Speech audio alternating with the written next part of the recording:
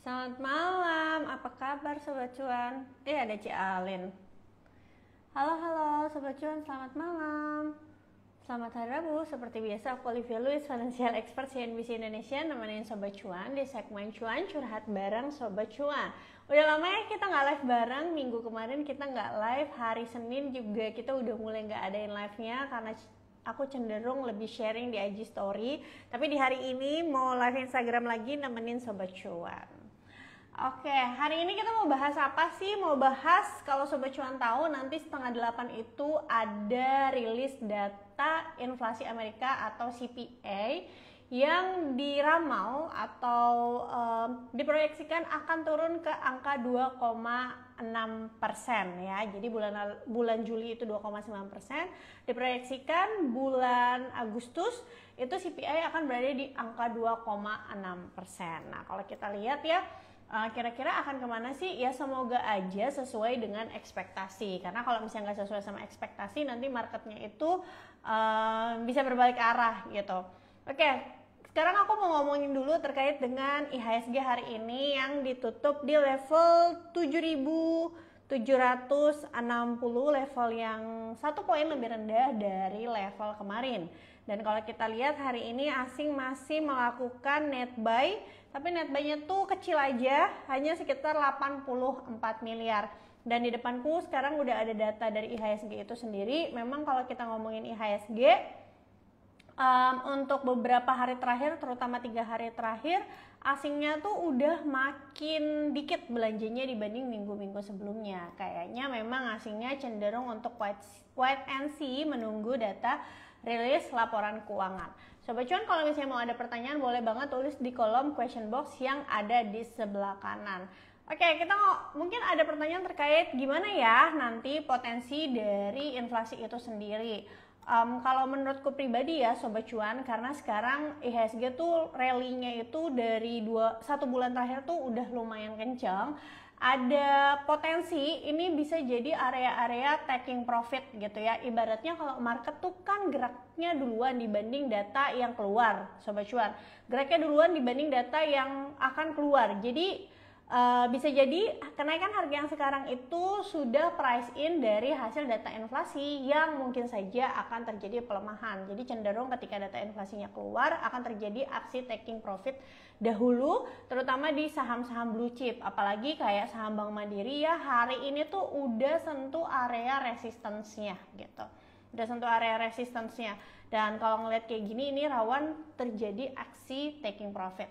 Sobat Cuan, kalau ada pertanyaan boleh banget tulis pertanyaannya di kolom question box yang ada di sebelah kanan. Oke, nah kalau misalnya kita mau ngomongin terkait dengan inflasi ini, kan memang angka inflasi yang ada di Amerika itu sangat mempengaruhi atau sangat berpengaruh terhadap nanti penentuan suku bunga. Tapi sebenarnya kita udah tahu pasti, atau kalau ngelihat CME Watch itu potensi penurunan suku bunga yang akan dilakukan The Fed itu melonjak hingga 70%, dan kemungkinan besar penurunannya itu 25 basis point. Sebenarnya kan kalau misalnya Sobat Cuan pikir, kalau misalnya turun suku bunga itu berarti kan bagus ya buat market. Ya, memang secara teori seperti itu. Tapi menuju ke suku bunga yang paling rendahnya, yang kita nggak tahu penurunan suku bunganya berapa kali akan terjadi, itu biasanya market akan cenderung koreksi. Kenapa aku bisa bilang demikian? Karena aku udah lihat data dari tahun 98, 2008, terus juga sama 2020 gitu ya. Jadi kalau teman-teman tahu, sebenarnya yang bikin koreksinya itu bukan penurunan suku bunganya, tapi lebih ke nilai tukar USD per IDR-nya. Jadi kalau teman-teman buka data ya, misalnya teman-teman buka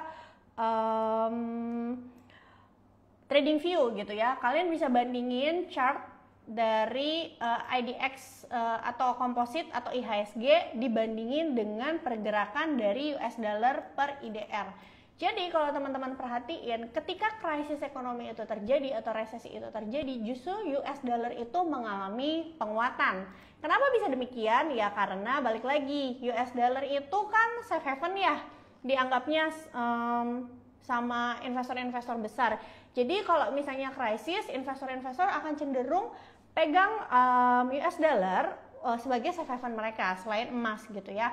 Yang kedua alasannya karena deleveraging global dan juga likuiditas dolar. Jadi setiap krisis terjadi, perusahaan, lembaga keuangan dan negara-negara di seluruh dunia itu membutuhkan US dollar untuk membayar utang internasional atau mempertahankan operasional mereka, di mana dolar adalah mata uang utama dalam perdagangan internasional dan transaksi keuangan. Jadi kalau misalnya krisis terjadi, mereka itu cenderung akan lebih banyak pegang dolar. Dan kalau misalnya Amerika krisis, itu biasanya kan akan berdampak ke negara-negara lainnya ya. Meskipun Indonesia belum tentu ikutan krisis nih teman-teman, seperti tahun 2008 ya. Indonesia tuh nggak krisis sebenarnya tahun 2008. Yang krisis itu Amerika dan Singapura dan beberapa negara lainnya, tapi Indonesia tuh enggak. Tapi kenapa marketnya itu ikut koreksi tajam waktu tahun 2008? Karena US dollarnya itu mengalami penguatan, dan kita tahu asing itu paling nggak suka sama volatilitas US dollar per IDR atau currency rate itu sendiri. Jadi yang perlu diwaspadai adalah sebenarnya bukan penurunan suku bunganya, tapi volatilitas dari US dollarnya itu sendiri. Nah, kita tahu apa aja yang bisa menggerakkan US dollar itu sendiri. Yang pertama, kalau suku bunganya ketinggian, US dollarnya cenderung akan naik. Atau kalau Amerikanya resesi, dolarnya itu akan cenderung naik. Aku bisa ngomong gini karena aku udah lihat datanya dari tahun 98 sampai 2022 kemarin ya. Oke. Lanjut. Nah, jadi kecenderungannya hati-hati banget kalau kalian mau beli saham, terutama saham blue chip di level-level saat ini, karena sekarang IHSG itu lagi di area peak-peaknya, dan juga beberapa saham blue chip itu lagi berada di area resistance, kayak misalnya Bank Mandiri. Teman-teman ngerasa nggak sih kayak beberapa minggu terakhir tuh kayak retailnya tuh bener-bener dipaksa untuk FOMO banget sama marketnya untuk ngejar-ngejar harga atas ya. Bahkan ada saham-saham yang bentuknya tuh kayak tiang listrik yang seakan-akan cacing naga. Kalau kamu nggak masuk nanti kamu ketinggalan cuan. Padahal itu tuh berbahaya banget. Kalau kalian mau untuk belajar lebih, kalian bisa lihat sih chart-chart kayak tahun 2022 atau misalnya tahun 2015, dimana kalau kalian FOMO banget di pucuk, itu kalau misalnya marketnya terjadi koreksi, itu penurunannya tuh bisa sakit banget. Nah, ini ada pertanyaan dari Irfan. Kalau mau cari data, gimana Kak? Gampang banget. Aku biasanya kalau cari data itu kayak di trading economics. Trading economics itu misalnya untuk melihat tren suku bunga. Terus kalau mau compare antara tadi pergerakan US dollar sama IHSG, itu aku bisa cari di trading view. Di trading view itu kan bisa compare ya, chartnya berbarengan gitu. Nah, itu kelihatan banget ketika USD-nya menguat, IHSG itu selalu mengalami penurunan. Ya wajar aja, karena memang saham-saham blue chip kita itu masih dikuasain sama asing. Jadi kalau misalnya Amerikanya cenderung resesi dan mereka membawa balik uang dolar membawa balik uangnya ke Amerika, itu akan membuat saham-saham blue chip itu mengalami koreksi. Pokoknya pada intinya sebenarnya asing tuh nggak suka kalau yang terlalu bagus tuh maksudnya suku bunganya terlalu tinggi, atau terlalu jelek. Terlalu jelek tuh maksudnya adalah resesi ekonomi. Nah, yang harus kita cari tahu ke depannya adalah, yang harus sama-sama kita pantau ke depannya adalah apakah yang terjadi di Amerika itu akan soft landing atau hard landing. Ya semoga aja soft landing, karena kalau misalnya cuma soft landing, harusnya sih koreksinya itu nggak terlalu dalam. Apalagi kalau kita lihat ya, Nasdaq sendiri udah mulai mengalami koreksi gitu. Oke. Kalau kalian mau trading ya, aku saranin masuknya ke saham-saham yang nggak banyak asingnya. Jadi paling nggak kalau misalnya nanti asingnya ada beberapa waktu mereka melakukan taking profit sementara waktu ketika suku bunga turun, atau jelang suku bunga turun, atau after suku bunga turun, minimal kalian masih aman. Well, memang secara IHSG kalau blue chipnya lagi koreksi, biasanya saham-saham yang market cap kecilnya juga ikutan koreksi. Tapi itu biasanya cuma 3 hari pertama gitu maksimum. Nanti setelah itu pasti saham-saham market cap kecilnya itu, kalau misalnya dia punya fundamental yang bagus atau punya corporate action yang lagi mau berjalan, nanti dia akan kembali berjalan sesuai dengan normal lagi gitu. Jadi kalau ibaratnya kemarin bulan Mei sama Juni juga kan IHSG-nya koreksi cukup banyak ya, teman-teman tahu. Dan yang koreksi cukup banyak tuh udah pasti kan saham-saham blue chip yang dimilikin asing. Nggak semua saham blue chip saat ini dimilikin asing ya teman-teman. Yang dimilikin asing tuh misalnya yang masuk kayak MSCI atau FTSE gitu. Nah, kalau saham-sahamnya Pak Pepe itu kan belum masuk kayak MSCI gitu kan.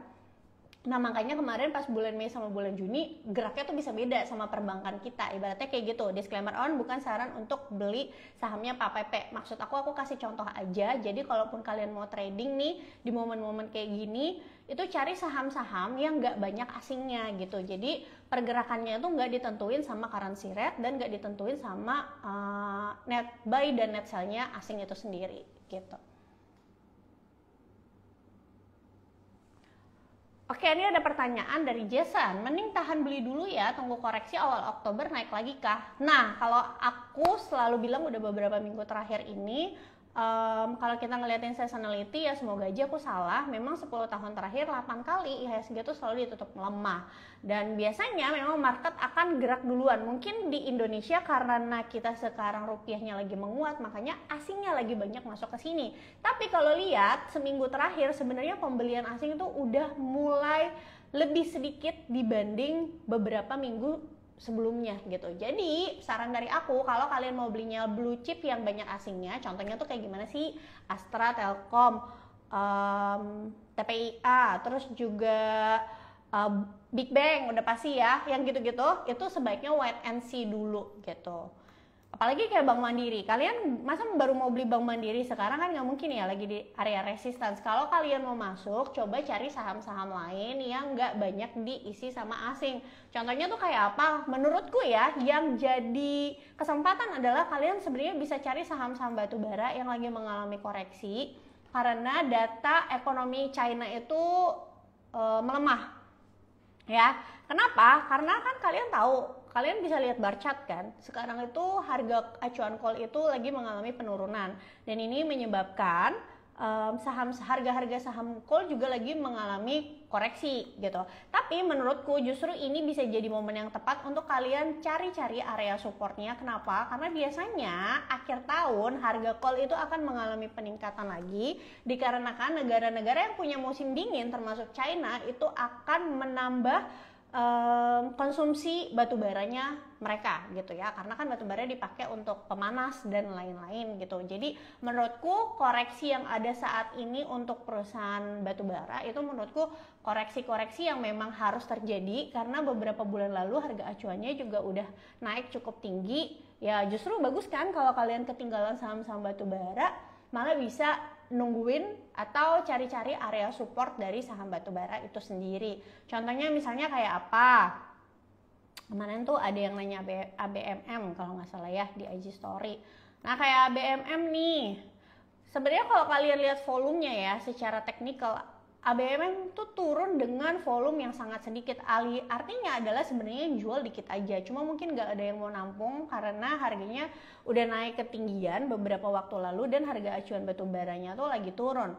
Kalau kalian misalnya suka sama ABMM ya, disclaimer on, kalian nanti bisa cari insight tambahan. Itu ada area support di area 3.920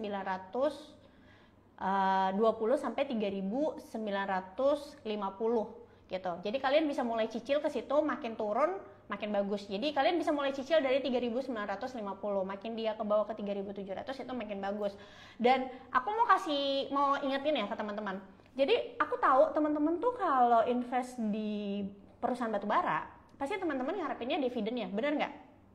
Pasti kan dividennya kan, karena dividen yield-nya tinggi. Ketika harga sahamnya itu naik terlalu tinggi, dividen yield yang kalian terima itu akan jadi lebih kecil gitu. Jadi harusnya kalau kalian ngincar saham batubara itu ketika harga sahamnya tuh lagi koreksi, teman-teman. Karena kalau dia lagi koreksi berarti potensi kalian dapat dividen yield itu akan lebih tinggi dibanding ketika harganya tuh lagi naik gitu ya. Oke. PTBA supportnya di 2.500 sampai 2.550 itu bisa jadi area start kalian untuk mencicil. BSSR juga menurutku cukup bagus deh. BSSR bisa tunggu di 4.400-an. Nah kalau Adaro nih agak beda ya teman-teman geraknya.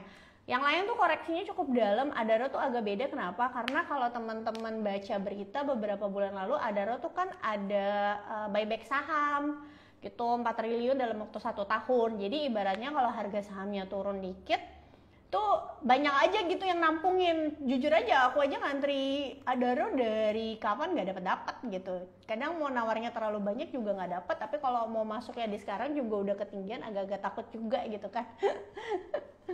Gitu. ITMG 2 hari ini turun wajar karena dia ex-date ya teman-teman. Memang kalau misalnya perusahaan batubara tuh sebaiknya kalau lagi come date gitu jangan dikejar. Ada sih memang saham-saham batubara yang nggak kena dividend trap ada, tapi mostly itu kena gitu. Jadi kalau kalian misalnya nggak mau kena dividend trap ya tungguin aja sampai harganya agak koreksi. Nah untuk ITMG sendiri supportnya ada di area 25.200 dan ITMG tuh sekarang baru keluar dividen interim ya teman-teman. Dia tuh 2 kali bagi dividennya interim dan juga tunai. Dividen tunainya biasanya tahun depan. Aduh, Kak, ini ruang kerjaku entah kenapa gerah banget, tapi remote AC ku ada di situ. Aduh. Oke. Aduh, BBRI itu sebenarnya harga sekarang tuh valuasinya masih murah, tapi masalahnya kan bentar lagi mau ada the Fed nih. Jadi aku tetap saranin sih kalian cenderung wait and see ya. Toh maksudnya ini juga ada gap di area 4.950, siapa tahu dikasih koreksi ke situ. Jadi kalau aku untuk BRI cenderung meskipun valuasinya masih murah, tapi balik lagi pergerakan blue chip itu dipengaruhi sama asing ya, net buy dan net sell asing. Dan sekarang asingnya pembeliannya juga di IHSG kita udah makin mengecil, mungkin mereka juga cenderung wait and see sampai dengan suku bunga nanti. Jadi saranan dari aku untuk BRI adalah ikut wait and see juga. Dapat tahu dikasih di area 4.950.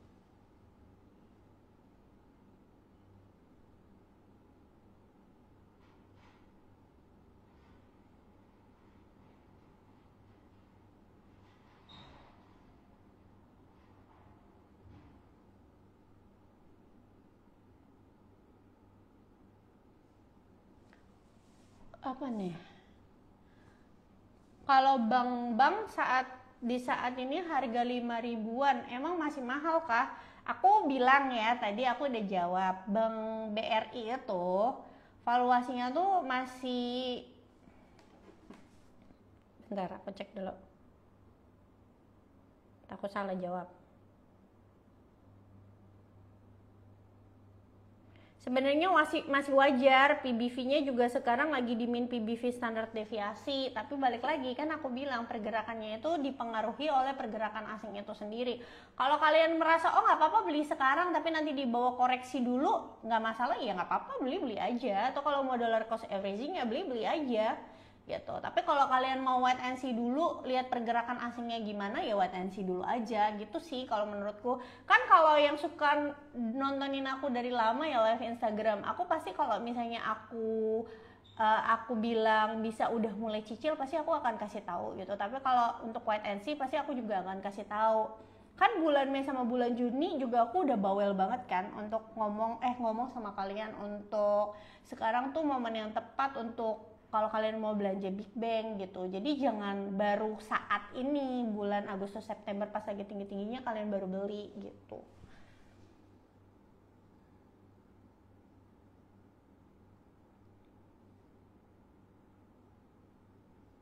Nah ini pertanyaan dari Liberty, batubara yang masih murah emiten yang mana Kak? Nah sebenarnya gini, batubara itu sendiri kalau aku nih bisa beda-beda loh. Setiap investor bisa beda-beda. Tapi kalau aku tuh cenderung lebih ngikutin sebenarnya Peter Lynch gitu dalam analisa komoditas itu sendiri. Contohnya kayak batubara.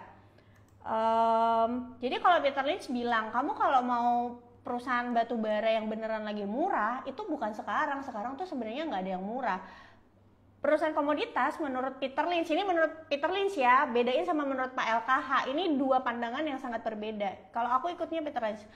Jadi Peter Lynch itu bilang, jadi kalau misalnya beli batu bara, yang paling tepat itu adalah ketika harga batu baranya benar-benar lagi di bawah 100 atau di 50 perak gitu. Itu baru yang dinamakan murah. Karena perusahaan komoditas kalau dia PBV dan PI-nya itu rendah, itu artinya kinerjanya dia itu lagi bagus banget gitu. Sedangkan kalau mau membeli perusahaan siklikal harusnya belinya itu ketika dia sedang dalam keadaan, kalau kamu mau cuannya gede ya, sedang dalam keadaan kinerjanya tuh lagi nggak bagus. Ya kapan? Ya itu misalnya kayak batu bara di bawah 100 atau di 50 kayak tahun 2020, terus juga tahun 2016 kayak gitu. Itu berdasarkan Peter Lynch. Tapi kan masalahnya adalah beberapa tahun terakhir harga dari acuan batu bara itu nggak pernah sentuh ke bawah 100 lagi, kecuali nanti terjadi resesi ekonomi, bisa aja sih ke bawah 100 lagi gitu. Jadi kalau kamu nanya ke aku batu bara mana yang masih murah, kalau aku bilang batu bara murah itu ya ketika harganya 50 perak. Kalau sekarang harga acuan ya nggak ada sih sebenarnya yang masih murah, itu kalau menurut aku ya.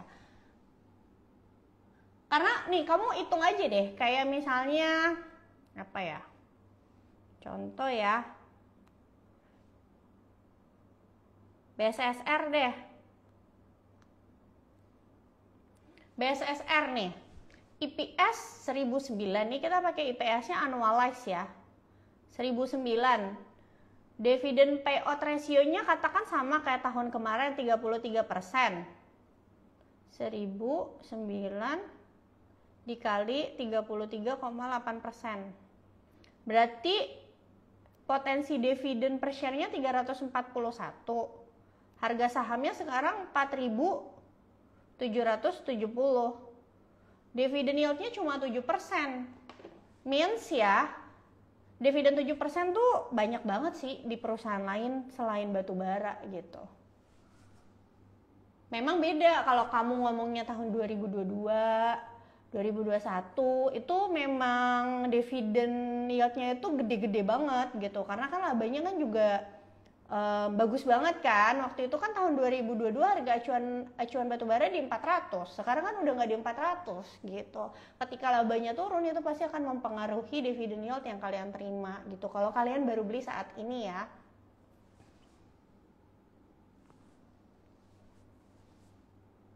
Oke, kita move ke apa nih? BSDE.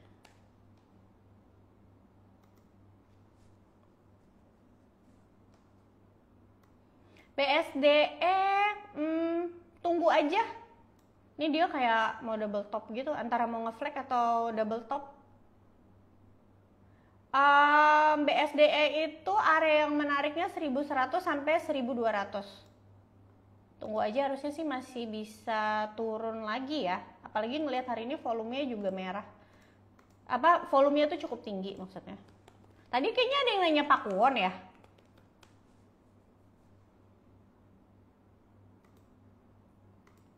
Pakuwon lagi ada di area resistance sih.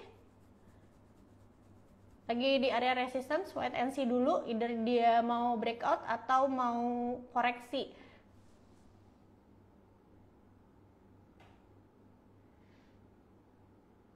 Bank Mandiri enggak, tadi aku udah bilang wait and see lagi di area resistance.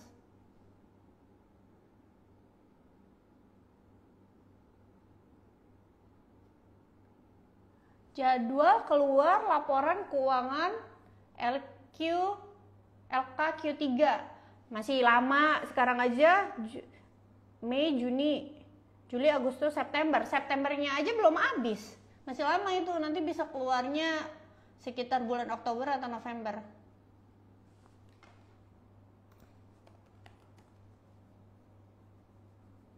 BNGA oke. Kenapa maksudku gini, kan tadi aku ada bilang ya sama teman-teman, kalau untuk saham-saham yang banyak asingnya kayak blue chips misalnya kayak big banks gitu ya, wait and see dulu. Tapi kalian bisa cari alternatif, misalnya saham-saham perbankan yang second liner. Second liner tuh kayak gimana? Misalnya kayak BNGA, terus kayak NISP gitu loh.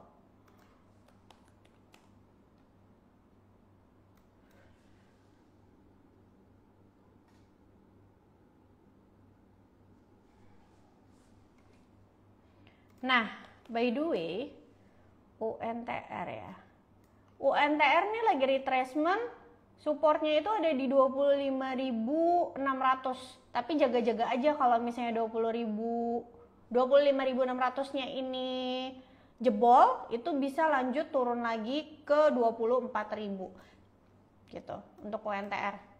Kalau aku lihat ya UNTR tuh masih bisa turun lagi sih, masih bisa turun lagi.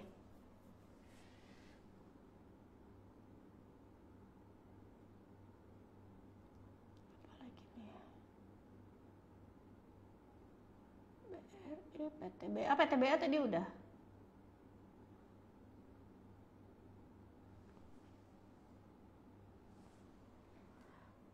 HMSP, PTBA tadi udah, aku nggak ulang.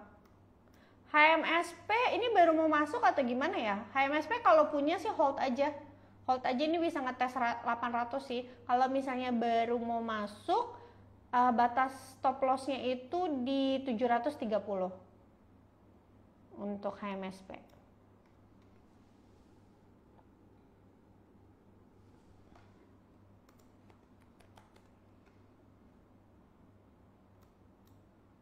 Excel sideways, range-nya itu 2070 sampai 2200 baru menarik. Bank Mandiri tadi udah dijawab, lagi di area resistance. Wait and see dulu, kamu beli jangan di area resistance. Oh nih, BRPT masih bisa naik lagi? Enggak, BRPT mah hold aja, kalau punya hold aja. Kalau udah punya BRPT, hold aja.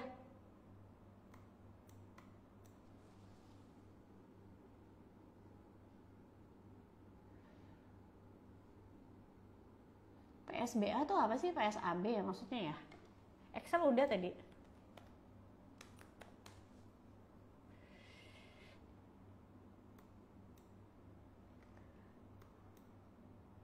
Oh, PSAB tuh kalau nggak salah mau ada corporate action deh. Bentar ya, aku lihat dulu.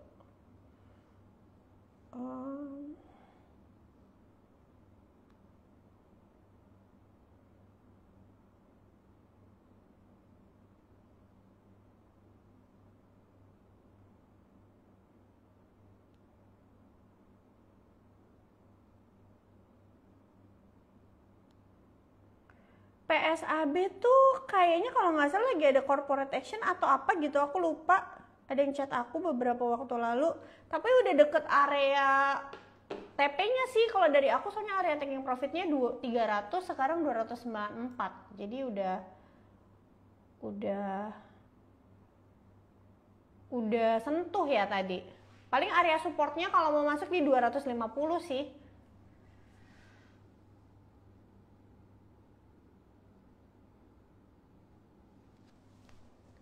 Aduh, pilih Arto, BBB atau Agro untuk long term? Enggak tiga-tiganya.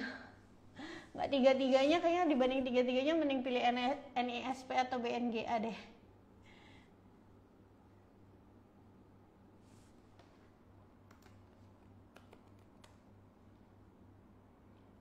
AMRT. Oh, AMRT nih aku nggak baca sih, tapi yang aku tahu kan dia kan ada buka di IKN ya, terus udah lama banget sideways, terus tiba-tiba kemarin dan hari ini tuh breakout. Nah ini untuk AMRT 3000 tuh udah bisa dijadiin support baru sih, angka psikologis gitu di area 3000. Nggak terlalu jauh sih, tapi disclaimer ya, ini Alfamart juga emiten yang banyak asingnya gitu. Jadi hati-hati kalau misalnya USD-nya tiba-tiba menguat, ini bisa jadi salah satu saham yang mungkin aja di sell off sama asing. Tapi kalau aku lihat ya, US dollar sendiri atau rupiah sendiri kayaknya masih bisa terus menguat deh sampai level 15 ribuan.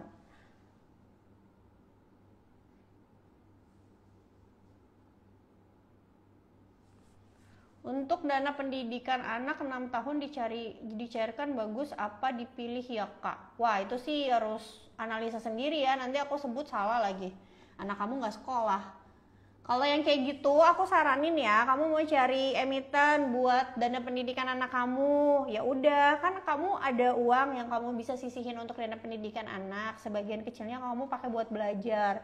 Tuh cuan kan punya kelas cuan sebulan sekali, kamu ikutan lah biar kamu tahu kira-kira saham mana yang bisa kamu beli untuk dana pendidikan anak kamu. Karena kalau misalnya aku kasih tahu tiba-tiba nanti di tengah jalan nggak berjalan sesuai sesuai keinginan kamu, nanti anak kamu malah nggak bisa sekolah. Kalau misalnya kamu sendiri yang pilih sahamnya, mau nanti tuh saham naik atau turun, ya udah itu kan atas keputusan kamu sendiri gitu. Jadi jangan menggantungkan takdir anak kamu di tangan orang lain. Untuk spekulasi lebih baik US dollar atau yen ya.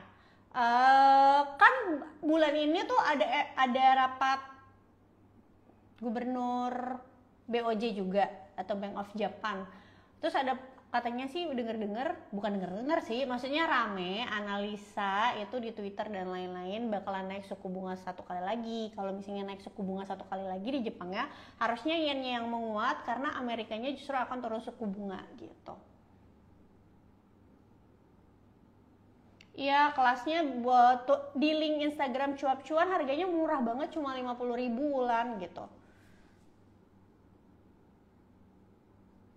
Oke, sekian dulu Sobat Cuan hari ini. Udah malam, kita udah 30 menit. Thank you udah join. Yang ketinggalan live Instagram kita boleh tonton siaran ulangnya di Instagram cuap_cuan. Dengerin podcast kita di Spotify, Apple Podcast, dan juga Google Podcast. Subscribe YouTube channel kita cuap_cuan. Nah, aku mau ngingetin nanti akhir bulan, tanggalnya berapa aku lupa, nanti kalian bisa lihat aja di feednya cuap-cuan. Itu ada kelas cuan 4.0, harganya murah banget, cuma 50.000. Jadi kalian bisa ikutan aja biar kalian bisa analisa sendiri kira-kira saham mana yang bagus. Nah, tadi juga kan ada yang nanya, kok aku bisa sih dapat MAPA gitu ya dari 3 bulan lalu dan harganya tuh naik 27%. Ya makanya belajar gitu ya supaya bisa dapetin saham-saham kayak gitu. Oke? Aku Olivia Lewis, Financial Expert CNBC Indonesia, pamit undur diri. Bye!